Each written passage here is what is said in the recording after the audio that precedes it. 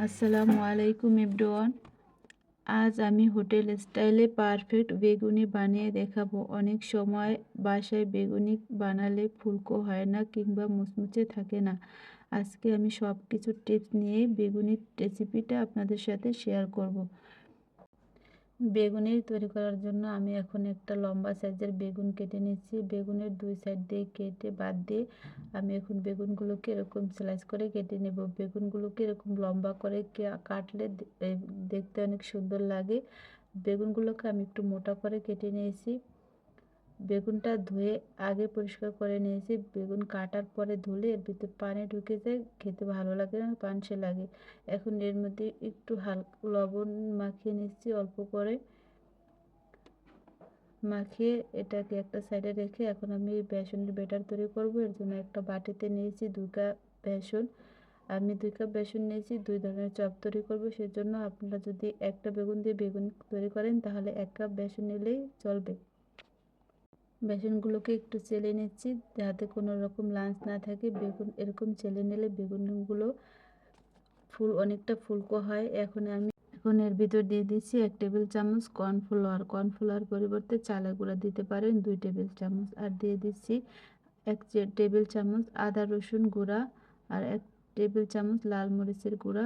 লবণ দিয়ে দিচ্ছি স্বাদ মতো। দিয়ে দিচ্ছি একটু ভাজা জিরা গুঁড়া। এটা দিলে বেগুনিটা ভিতরে একটা ভালো একটা স্মেল আসে, খেতে অনেক টেস্ট হয়। এখন এর ভিতর পানি অ্যাড করছি, অল্প অল্প করে পানি অ্যাড করে ব্যাটারটা তৈরি করতে হবে।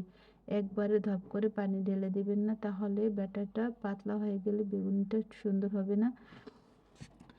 চেষ্টা করবেন একটু সময় নিয়ে ব্যাটারটাকে তৈরি করতে। ব্যাটারটা যত বেশি সময় নিয়ে ফেটানো হবে তত বেশি বেগুনিটা ফুলকো হবে এবং ক্রিস্পি হবে।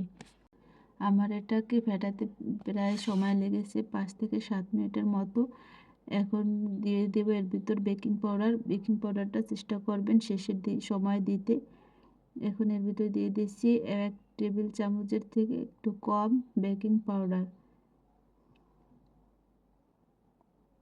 বেকিং পাউডারটা দিয়ে ভালোভাবে মিশ্রণটাকে মিশিয়ে নিচ্ছি।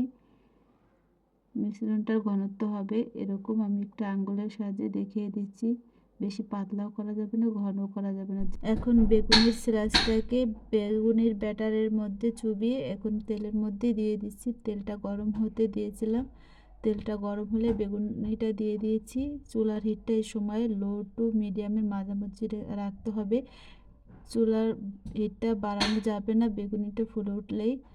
এইভাবে করে বেগুনিগুলো ভেজে নিতে হবে একটু সময় নিয়ে, তাহলে বেগুনিগুলো ক্রিস্পি হবে।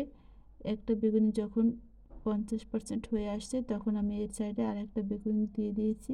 এভাবে করে সবগুলো বেগুনি ভেজে নিয়েছি। এগুলো অনেক সময় ক্রিস্পি থাকবে। দেখুন মাশাআল্লাহ বেগুনিগুলো কত সুন্দর হয়েছে। রেসিপিটি ভালো লাগলে একটা লাইক দিয়ে চ্যানেলটিকে সাবস্ক্রাইব করবেন।